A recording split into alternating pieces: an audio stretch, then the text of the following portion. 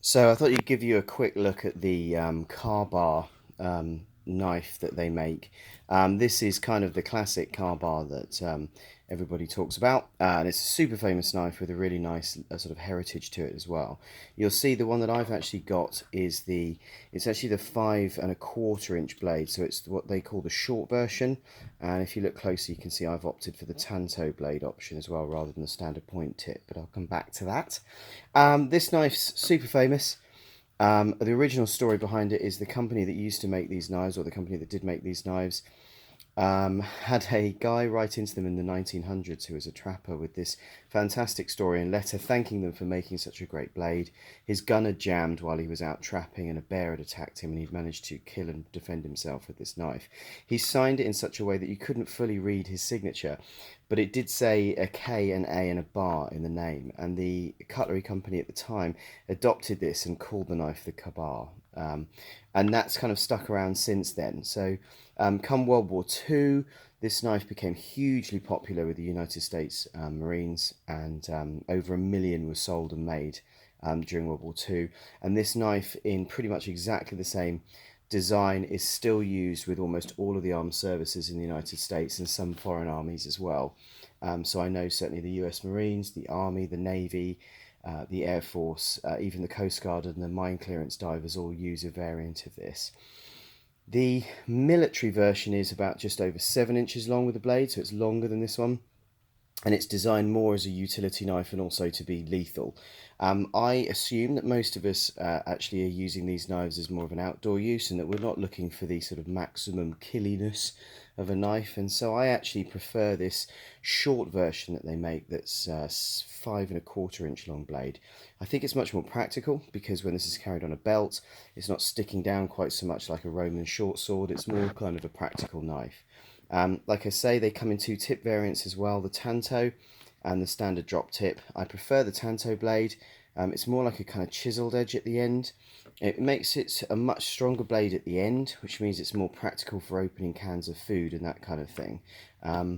From the blade's point of view, it's a single blade with a tang right the way through to the butt cap. And we'll come back to that in a second.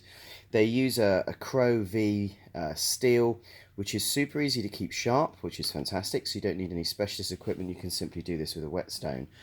But the nature of this super easy to keep sharp steel is that it needs a little bit of care.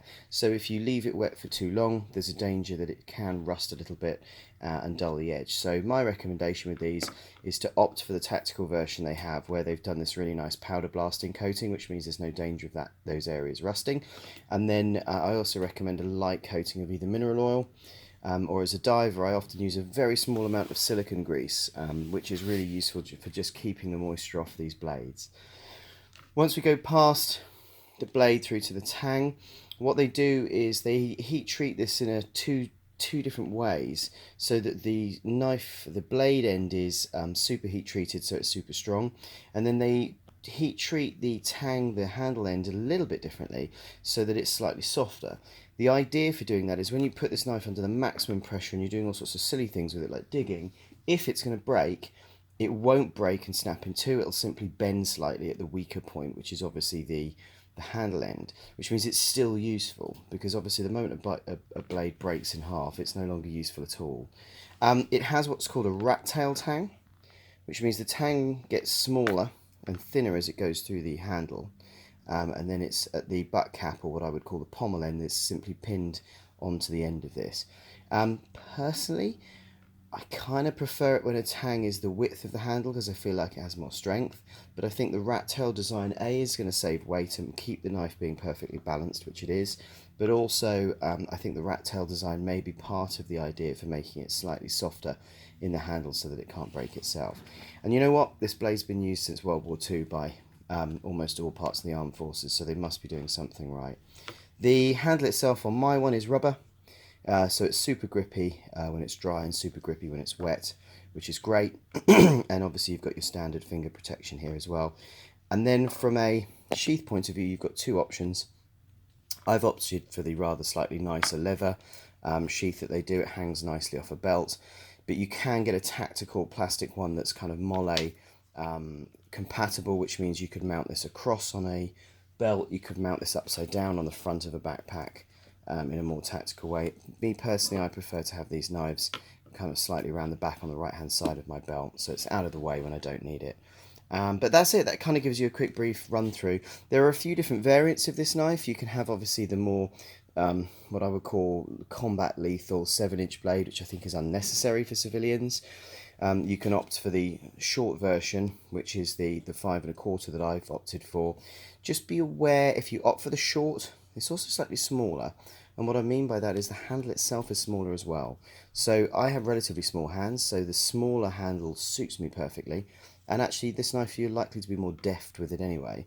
But if you're a big bloke and you prefer the bigger 7-inch blades, you may actually find that this handle feels a little bit weedy in your hands, a little bit delicate. But that's just my kind of opinion on that. And then, as well as the powder coated version, they also do a shiny metal version with the drop tips.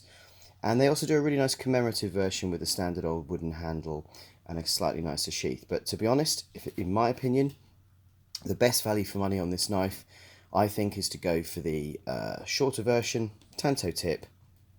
And I think spending the extra few bucks on the leather sheath is a nice touch. And I would suggest going for the shorter version, not the longer version, but that's just my opinion. So there you go.